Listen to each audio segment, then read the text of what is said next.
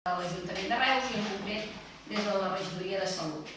A més, aquesta escola també vol ser un espai de referència de tots aquells actius que ja tenim a la ciutat i que ja de manera habitual en el seu dia a dia ja generen aquest coneixement mitjançant activitats didàctiques, de formació, informatives, experiencials, ja poden ser professionals, entitats, associacions, persones de tipus individual, perquè sigui aquest espai de referència, com us deia, que sàpiguen que quan ells vulguin aportar aquest coneixement sobre salut a la ciutat, tinguin com a referència aquesta nova eina que és l'Escola Oberta de Salut del Doctor Fries. Recordar-vos que aquesta activitat que es durà a terme demà és un format de xerrades divulgatives on els investigadors tindran un temps per fer un speech.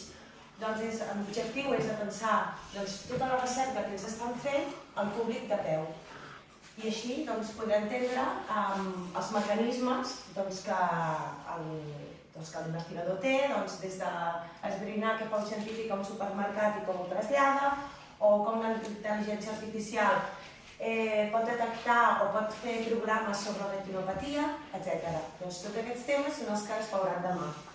Informar-vos que aquestes xerrades estan emmarcades en aquesta activitat, estan emmarcades dins el projecte de la Nit Europea dels Investigadors, Research at Night.